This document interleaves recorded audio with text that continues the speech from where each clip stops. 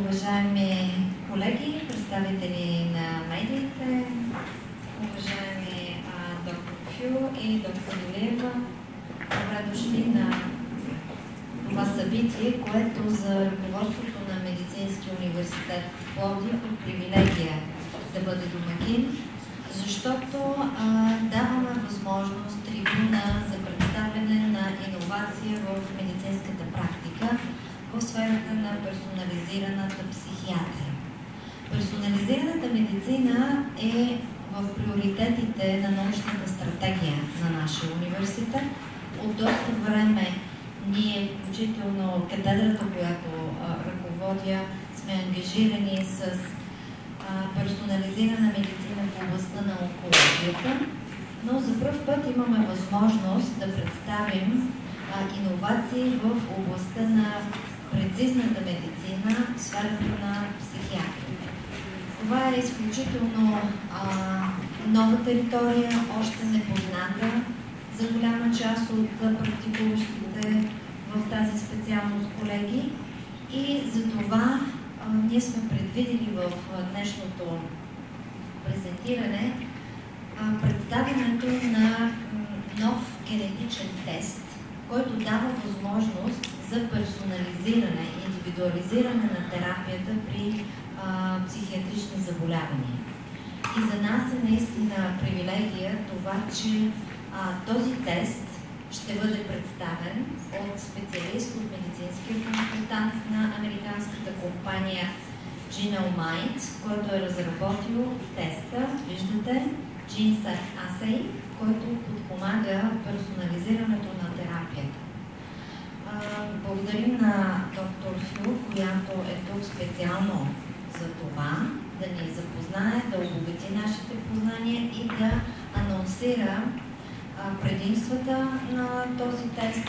Предполагам, ще спомена и ограничения, ако има такива в прилагането му, и възможностите той да бъде достъпен сред нашите колеги, които работят в тази област. След това доктор Любка Илиева, която е специалист, психиатър и от малкото лекари, може би наистина е пионер в тази сфера, за използването на генетични анализи за регламентиране и за насочване на терапията, ще сподели и своя практически опит и свои впечатления в областта на персонализирането на терапията в психиатрията. Благодаря на всички за интереса към това събитие. Надяваме се, че скоро време ще имаме и други възможности за анонсиране на диагностични тестове в областта на персонализираната медицина, и използвам този форум да обявя, че на 26 април от 14 часа в същата зала тук ще проведем кръгла маса за персонализирана диагностика и терапия на белодробния карцином, което е също в приоритетите на нашия университет. Пожелавам успешна работа на всички и се надявам, че всички ще излезем от тази среща обогатени с нови знания и нови идеи. Успешна работа!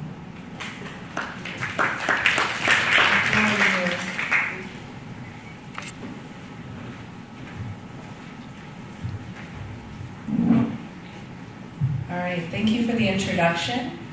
We're really grateful to be here. Plowdiv is a beautiful city. We hope to see more of it throughout the course of the day. But I'm really glad to be here to talk to you about GENOMIND, which is our company, and the Genocept assay. I am one of the senior medical science liaisons for GENOMIND, and my background is in clinical psychology as well as addiction and personality genetics. Благодаря ви всички за това, че сте тук, за вашето присъствие. Благодаря за приветствените слова.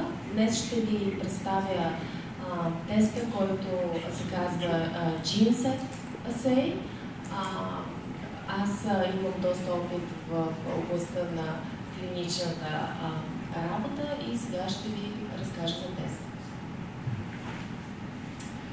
So our mission at GENOMIND is really to, as you heard before, it's a unique personalized medicine platform with the goal of bringing innovative healthcare around the world. So our goal really at GENOMIND is to improve the lives of patients with mental illnesses by bringing these technologies from research into practice and clinical care. Нека да ви разкажа за мисията на нашата компания GENOMIND. Ние сме една уникална платформа за персонализирана медицина, която довежда иновациите в областта на здравеопазването до всички хора по целия свят. Нашата цел е да подобрим живота на пациентите с умствени заболявания, като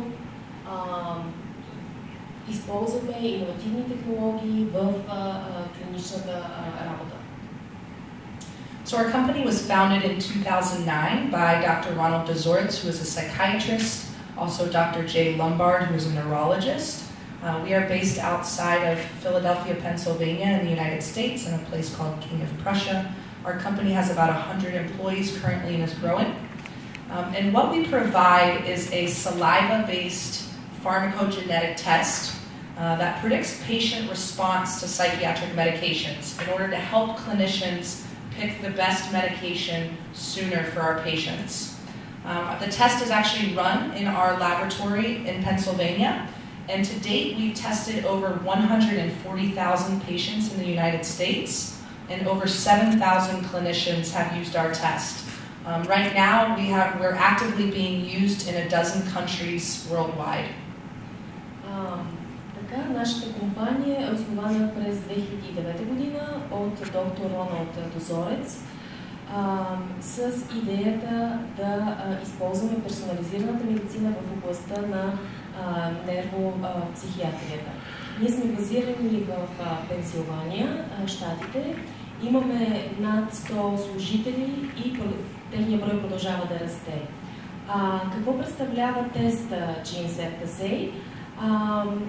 Всъщност става въпрос за взимане на натривка от вътрешната страна на бузата и по този начин, изследвайки слюнката, ние можем да предположим какъв ще е ефекта, какъв ще е резултата при пациента от страна на психиатрични лекарства с цел да се достигне оптимален резултат. Тестовете, които правим, всъщност ги правим в нашата лаборатория. Те са акредитирани от Федералната служба в щатите, КРИА, също така и от Колежа на американските патологисти.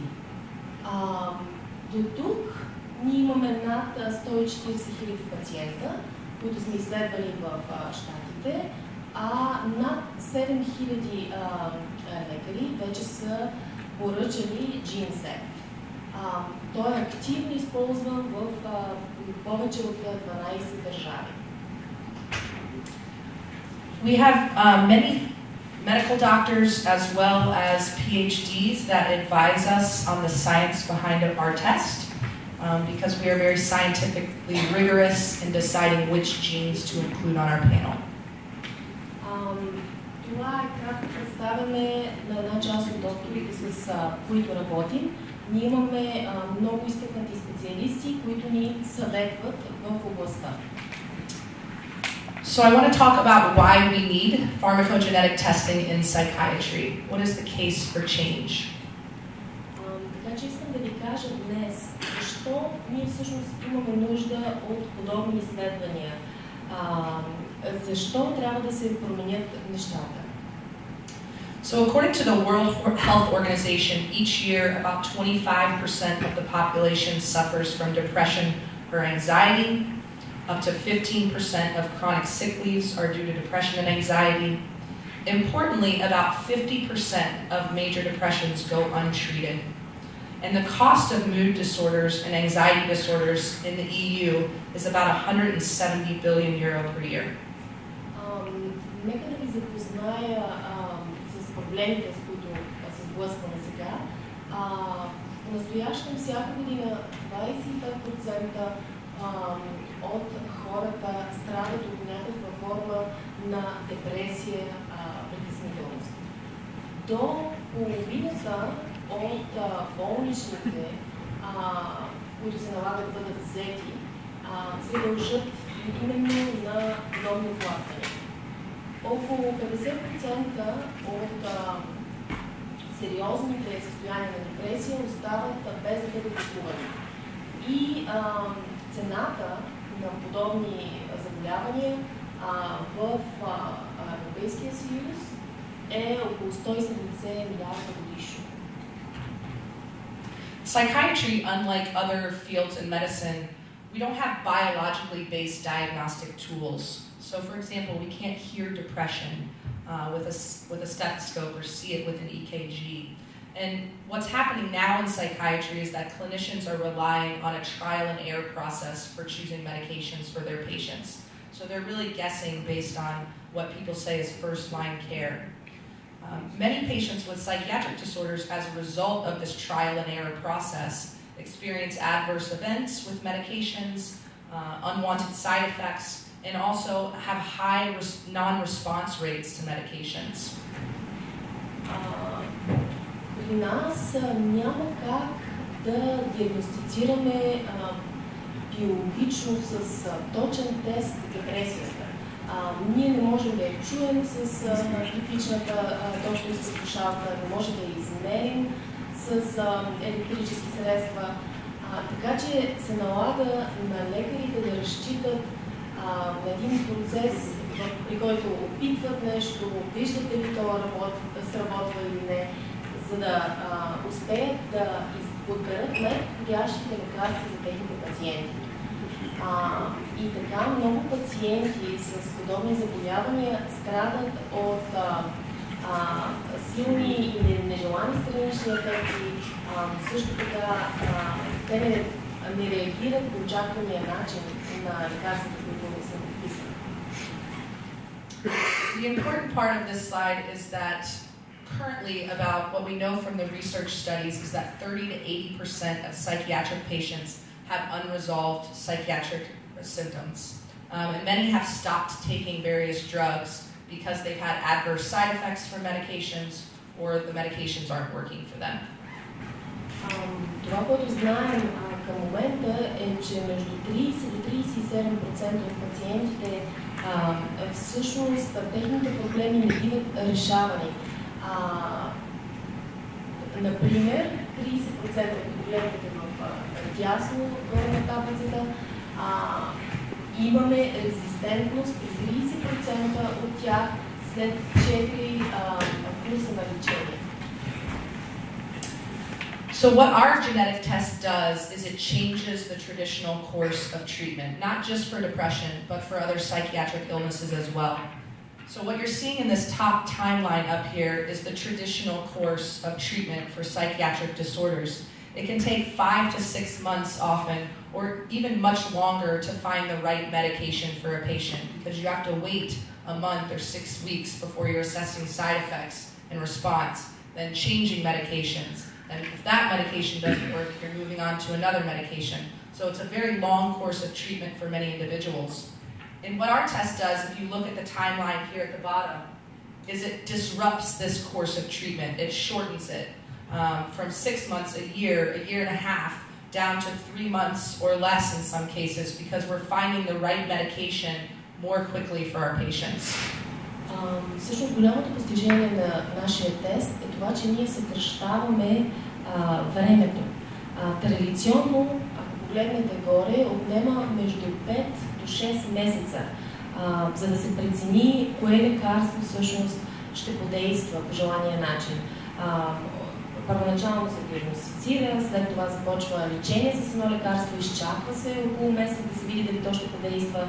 След това при необходимост то се сменя и така нататък. Докато погледнете долу при нас, когато се използва нашия тест, това време значително се съкращава на почти на половина, 3 или по-малко месеца. So these are some data from a research study that we conducted with 43 different clinicians testing about 625 patients using our test. And what they found is that 87% of the patients receiving our genetic test showed clinically measurable improvement. And this was rated by clinicians. Както може да видите, при изследване на 625 пациента, използвайки лечение, което включва употребата на нашия тест, 87% от всички пациенти са показали подобрение, което може да бъде измерено. Also important, the patients reported feeling much better when they were tested with our Genocept assay. So they showed improvements in depression scores, also reductions in anxiety scores, reduction in side effects from medication, and also improved quality of life. Още по-важно, самите пациенти казват, че се чувстват много по-добре. Тяхната депресия отслабва, когато я измерваме. Също така има намалено наличие на нежелани странични ефекти, а самите пациенти казват, че качеството им на живота се е подобрило. 90% of the doctors that tested their patients reported doing something differently with the treatment than they would have done without the test. Също така, 90% от докторите докладват, че те са направили нещо по по-различен начин, когато са използвали нашия тест в сравнение с стандартната си процедура. So let me talk more specifically about what our test is actually looking at. Така че нека сега да говорим по-конкретно какво точно разглежда нашия тест. Our test can help patients with depression, anxiety, and other psychiatric disorders like schizophrenia and bipolar disorder. Нашия тест може да помогне на пациенти с различни ментални заболявания, с депресия, с schizophrenia и така нататък. Many clinicians use the test for patients that have been resistant to treatment, but more and more we're finding that clinicians are testing their patients that have had no medication trials in order to increase the likelihood of response and reduce risk of side effects. Това, което ние забелязахме от начало, беше, че много доктори използват нашия тест при пациенти, които са показали резистентност към друг вид лечение. Но напоследък забелязваме, че все повече лекари предпочитат да използват нашия тест дори при пациенти, които не са получавали лечение по-рано. We test for 18 different genetic markers, 6 of the pharmacokinetic genes. These are gene variants that influence the activity of enzymes in the liver that are metabolizing drugs. Ние разглеждаме над 18 различни генетични маркери. Може да видите в ляво, специално разглеждаме тези фармакокинетични генни маркери. We also test for 12 pharmacodynamic genes, which you see over here. These genes influence things like neurotransmitter activity, for example. Освен тези гени, ние разглеждаме и още 12 фармакодинамични гени.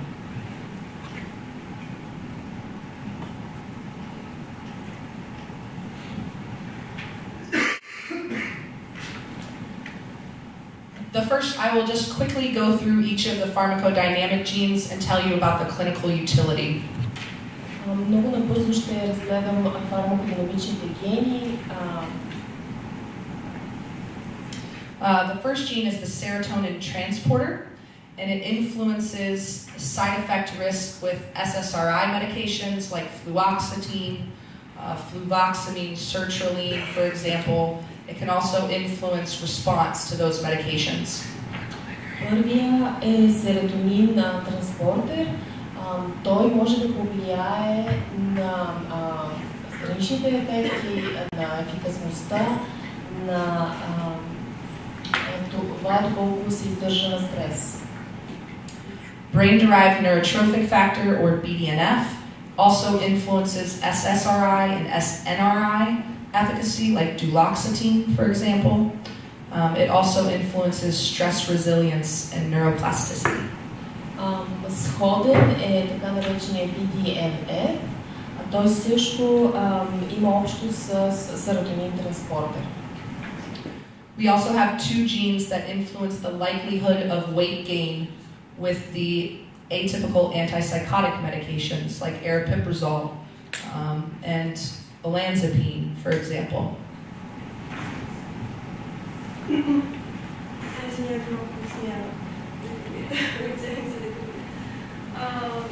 Каза, че само да преведа, че първият ген е свързан с серотониновия транспортер и с серотониновия реаптек.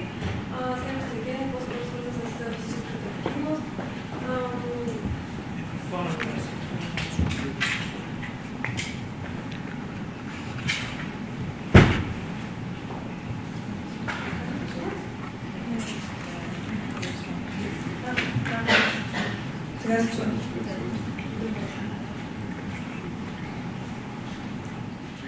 Yeah, the next two genes here are two genes that influence weight gain with the atypical antipsychotic medications like aripiprazole and olanzapine.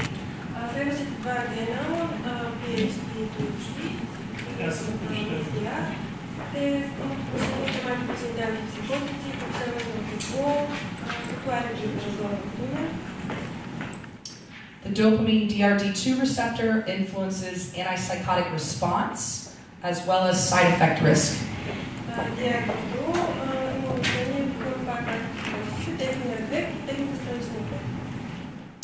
We also have two genes, COMT and ADR2A, which influence stimulant response and methylphenidate response.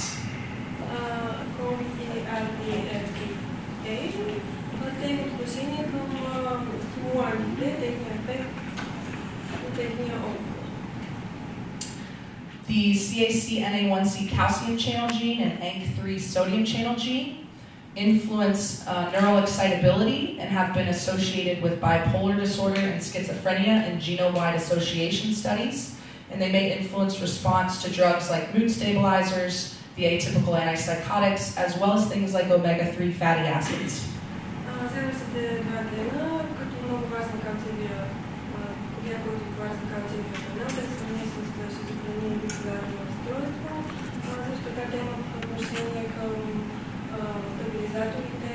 И показват дали човека би могъл да има нужда от омега-3, което всъщност да подобри неговото състояние в този ден. Methylene tetrahydride folate reductase is the MTHFR gene. This gene influences methylation and conversion of folate or folic acid into L-methylfolate. And L-methylfolate supplementation, for some people, your genetic variants don't let you convert folate appropriately. And for some patients, L-methylfolate supplementation has been useful for depression as well as for schizophrenia symptoms. Следващия ген има отношение към усвояването на фолиокислина и превръщането и в активния метаболит, емотилфолат. Ако има човек мутация в този ген, и се усвоява и може да се серотонин и допамина да бъдат усвоени. Тази мутация е свързана и на изследвания, свързани с биполярно разстройство и шизофрения. The GRIC1 gene is a glutamate receptor gene. Influences response to topiramate for alcohol use disorders. Certain patients respond better depending on their genotype. Следващия ген е свързан с глутаматовия рецептор и е свързан с хора с пристрастяване към алкохол. Може да се окаже, че топирамата са помогна при повече, колкото друг вид лечение. And finally, the OPRM1 gene, depending on your genotype, you may need higher doses of opioid medications to get the same level of pain relief post-surgically. Следващия ген свързан с опиоидните медикаменти. Ако при тях се окаже, че има някаква мутация, може би човек би има нужда от по-големи дози, за да получат същия ефект. Moving on to the pharmacokinetic genes, these are the gene variants that influence the activity of liver enzymes that metabolize psychiatric and other medications. Фармакокинетичните гени, преминаваме към тях. Те са свързани с усвояването на лекарствата, хората, както и с техния метаболизъм. Depending on your genes, you can either be a poor metabolizer or PM of medications. You can be an intermediate metabolizer, an extensive or EM metabolizer, which is normal, or an ultra-rapid or fast metabolizer of medications. And so depending on your genes, this can impact the dosing decisions that you make about drugs. For example, if a patient is an ultra-rapid or fast metabolizer of a medication, they may need higher doses of that medication in order to get the same therapeutic benefit. If you're a poor or slow metabolizer of a medication, you may need lower doses of that medication to reduce the risk of side effects. Спрямо генетичния профил, той може да бъде бавен метаболизатор, средно бърз, нормален и ултрабърз метаболизатор, което води до няколко различни дозирания в конкретните медикаменти, които са свързани с теста. Ако е бавен метаболизатор, тогава би имал нужда в по-ниски дози, за да получи същия ефект. А ако е много бърз метаболизатор, например, тогава ще има нужда от по-високи дози, защото ще ги елиминира по-бързо с лекарства. So how does our test work? How do you actually use it with patients? It's very simple. It is a cheek swab with a buccal swab. Takes about 30 seconds. It's put in an envelope and it's sent to our laboratory in the United States. And then we run the results in our laboratory, provide a report explaining what medications may be better or worse for your patient based on their genes. You receive this report, and we also provide clinical support for interpretation of the test. So I work with Miroslava and other individuals to help you understand the report for your patient. Как самият тест работи, как се прави, взимате локална лигавица, вътрешната страна на мускулната след това се изпраща територията, там се изследва конкретно планера, всички тези гени и в последствие се дава репорт, се изпраща репорта на лекаря и след това също така в теста е включена консултация, която понякога направим заедно и консултираме, обсъждаме самия случай на пациента, за да дадем, да анализираме тези резултати, тези мутации в конкретния ген. So I'm going to stop there, but I'm really excited for you all to hear more about how the test is being actually used currently, because it is a very exciting technology to help our patients get better quickly. Много благодаря, ще спомня до тук, но много се радвам, че успяхме да споделим тази информация и ще дам възможност на доктор да каже от нейния клиничен опит малко повече информация. Thank you.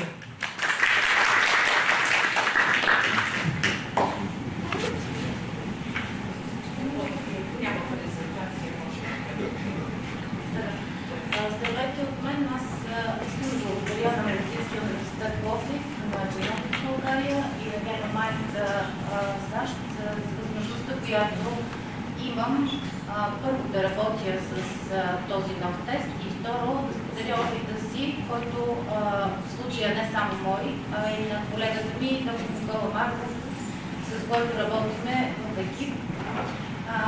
Бяхме запознати с теста в края на месец ноември 2017 година. Започнахме да работим почти веднага с него, като до момента сме изследвали около 55 пациента. Това, което мога да кажа, е, че в възрастов диапазон пациентите са от 16 до 70 годишна възраст. Разпределението по пол е почти по-равно мъже-жени. По отношение на заболяванията, от които страдат тези пациенти, те обхващат почти целия диагностичен профил от психиатрични заболявания, като основно това са заболявания от спектъра на афективните разстройства, рекуррентно депресивно разстройство, биполярно разстройство, шизофренни разстройства, тревожни разстройства, обсесивно-компулсивни и една пациентка с анорексия. Сега, не знам дали имам правото при толкова малко пациенти да направя така изявлението, че наблюдаваме две тенденции, които едната от които е, че в 90% от изследваните пациенти имат дефект в гена, който отговаря за метаболизирането на фолиевата киселина и превръщането и в L-метилфолат, който от своя страна е един от най-важните агенти по отношение на невротрансмитерите, основно серотонин и дофамин, което от своя страна означава, че дори добавянето само на L-метилфолат под формата на хранителна добавка би довело до оптимизиране на лечението при тези пациенти.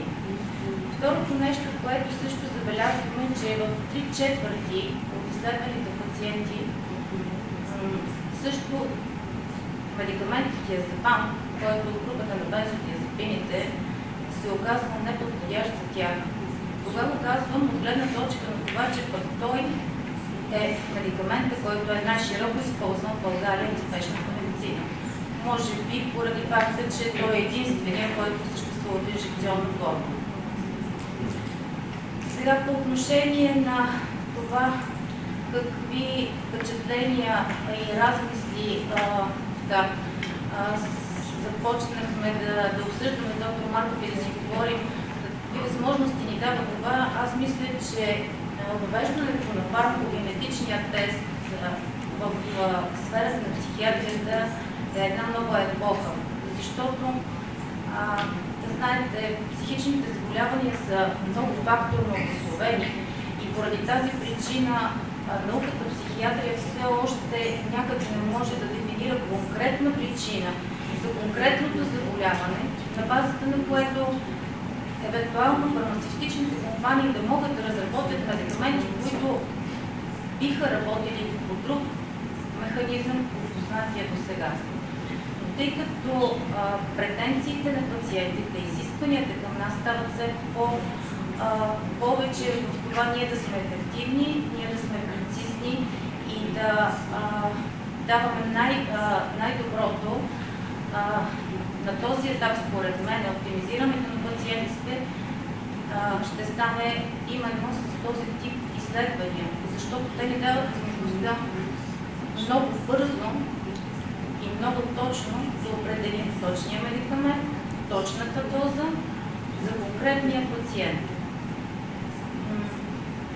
Няколко месеца преди да се запознаем с този тест, в един от психиатричните журнали професор Стивен Сталс, който пише учебниците по психиатрия и от който ние се учим, призова психиатрите да индивидуализират максимално фармацевтичния подход. Да, ние това си го знаехме, само че не знаем как да го направим, защото нямахме мярка как да го направим, нямахме метод, по който да сме сигурни, че можем да го направим ефективно. Само ще си позволя да цитирам, защото не мога да го перефразирам. Той буквално каза: ушиите перфектната фармакологична дреха за вашия пациент. В момента, в който дойде този тест, вече можехме да вземем мерките, да направим бройката и този тест фактически ни доближава много до призива на Стивен Сталс. Още веднъж искам да благодаря на GENOMIND, че даде тази възможност на българските психиатри и на българските пациенти да получат възможно най-оптималното за тях лечение на този етап. Така, до тук с моите размисли. Сега, за да споделя как този тест работи в клиничната практика, ще дам един пример. Това е фактически първата пациентка, при която аз приложих теста. Тя дойде много скоро, след като той ми беше представен. Това не е моя пациентка. Тя дойде с близките си с заявка да получи второ мнение поради неповлияване на депресивната симптоматика. Пациентката е на 34 години, диагностицирана с биполярна афективно разстройство, разболяла се на 27 годишна възраст. До момента бяха регистрирани 2 депресивни, 2 хипоманийни фази и когато тя дойде при мен, беше маркирана 3-та депресивна фаза, началото на която беше преди година и 2 месеца. Съответно, колегите, които са водили нейното лечение, са направили 4 курса с различни антидепресанти. Включили са в лечението 2 стабилизатора на настроението, бензодиазепин като помощен медикамент, тъй като в самата симптоматика на депресията имаше много силно изразена тревожна агитация и като последна терапевтична възможност бяха включили и антипсихотик от второ поколение с цел преодоляване на резистентността. Пациентката беше 2 пъти хоспитализирана и през цялото време нетрудоспособна, до степен да не може да се грижи за себе си и се налагаше майка и съпруга и да полагат грижи за нея. В този случай аз нямах особено големи възможности, защото единственото, което ми оставаше, беше да продължа това, което бяха започнали колегите преди мен, т.е. да продължа да смеем антидепресантите. Но това наистина вече беше изключително мъчително и за самата пациентка и за близките. Аз им предложих теста и те казаха, че веднага ще го направят, просто не се поколебаха, защото наистина бяха изключително мъчени и близките и самата пациентка. Когато получихме резултата, се оказа, че 4-те и 5-я преди този 5-я, с който в момента се лекуваше от антидепресантите, са неподходящи за нея. Единият от стабилизаторите на настроението е неподходящ, бензодиазепин не е подходящ и атипичният антипсихотик не е подходящ. На всичко отгоре пациентът се оказа, че с фактически дефект на 2-та алела в гена, който метаболизира фолиевата киселина, и при консултацията с генетиците от GENOMIND беше ни предложено да приложим изключително висока доза L-метилфолат, която така или иначе успяхме дори в Европа да намерим такава висока доза от препарата, но така или иначе пациентката наистина получава в момента много висока доза от порядъка на около 30 микрограма, като стандартно хранителна добавка се предлага от порядъка на една таблетка от 4 микрограма. Това беше направено веднага. Оттам нататък в рамките на 2 седмици трябваше да преминем от единия на другия антидепресант, да сменя единия стабилизатор, да отнема антипсихотика и съответно да смениме бензодиазепина като помощен медикамент. На 6-та седмица от промяната в терапевтичната схема пациентката дойде на контролен преглед и беше отчетена редукция на депресивната симптоматика около 50%, което обаче все още не ѝ позволяваше тя да се върне на работното си място. След това на 10-та седмица вече беше симптомно и функционално възстановена, беше започнала работа и към момента лечението ѝ продължава с един антидепресант, 2 стабилизатора, няма нужда вече от бензодиазепин и висока доза L-метилфолат. Това е един случай, който наистина е прекалено фрапантен. Това беше първият наистина, много демонстративен. Пред другите не се налагат чак толкова промени, но наистина беше доста важно да се направи.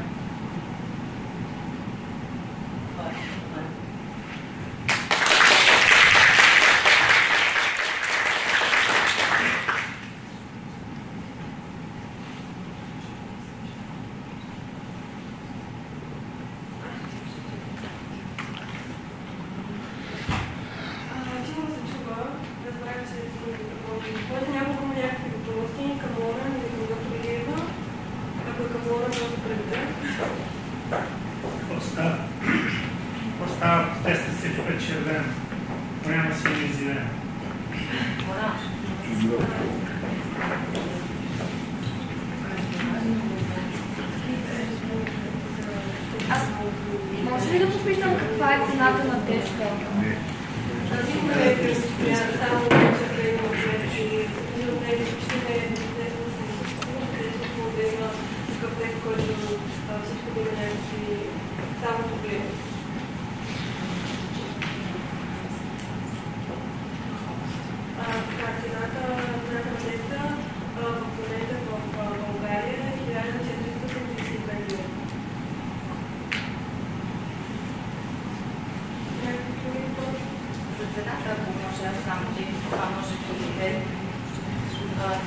Проблем според аудиторията. Значи първо цената на здравето е различна за всеки, може би, от нас и зависи къде слагаме в ценностната система здравето. От опита си с всичките тези пациенти мога да кажа, че никой от тях нямаше съпротиви или това беше причина да не направят теста. Защото представете си една тежка възбуда психомоторна в дома на този пациент или на някое обществено място, каква цена би имало в сравнение с това ние да можем да предотвратим един такъв инцидент. Освен това, това е пократна цена, но вие получавате генетичен профил, който е ваш и той е доживотен. Така че, в смисъл, това не е моментно състояние, което се диагностицира и ще ви свърши работа в този епизод или за някакъв период от време. Това е валидно за целия ви живот. Освен това, цената на едно психично страдание не се измерва с цената на лекарствата и с цената на изследванията, които се правят. Това е най-малкото, което държавата, обществото или пациентите в случая заплащат. Индиректните ползи, чисто икономически, от това един пациент вместо да бъде в болнични 2 години, да не е трудоспособен, част от семейството му да се грижи за него, държавата да плаща неговите болнични, той да се мъчи, защото и това има цена, смятам, че е много по-малка. Освен това, доколкото съм запозната, тъй като и в другите области се правят генетични тестове, те са на подобна цена. Така че специално от моята практика никой от пациентите това не беше в никакъв случай водещо. Разбира се, една част от психично болните наистина в България и не само тук са в една ситуация, която наистина е много тежка икономически. Те също имат право и ние всички бихме искали да можем и тях да ги лекуваме, но тук че е въпрос на това на здравна политика и на това държавата и други институции да се погрижат, те също да имат възможност да получат такъв тип помощ и възможност за оптимизиране и на тяхното лечение. Но дори и такава пациентка имам, която е трайно инвалидизирана, живее с майка й, която е пенсионерка, работеща за да я помага, тъй като състоянието на нейното също е изключително тежко резистентно и вече в рамките на 5 години, въпреки многократните промени в терапиите, консултациите с различни колеги, опитите и всички да направим нещо така, че тя се почувства по-добре, да завърши образованието си, да се реализира. На този етап не дават резултат, те изтеглиха кредит просто. И се платиха изследването, без това да беше по някакъв начин демонстрирано от тях като някаква жертва.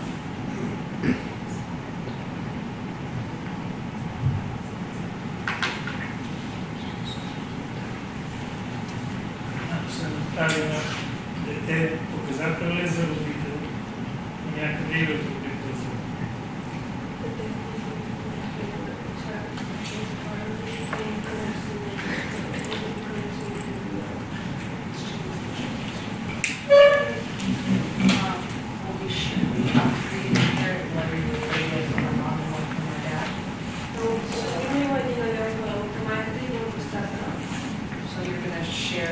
genetics with your parents, but you might not have the same exact variation because you're getting.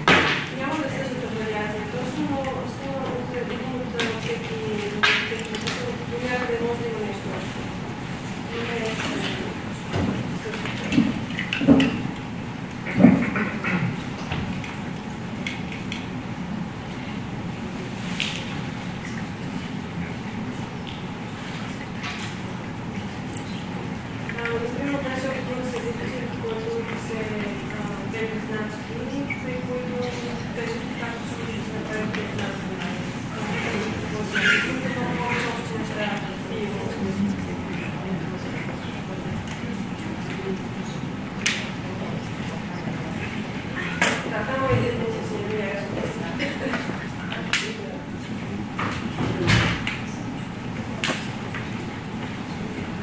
може ли да се ползва като скрининг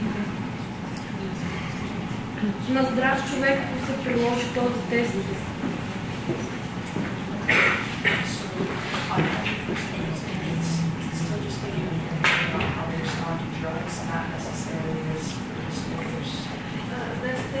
Пак ще даде информация за това как информация на определени лекарства, въпреки че няма да е свързано с не е нужно да има заболяване, може да се направи на здрав човек.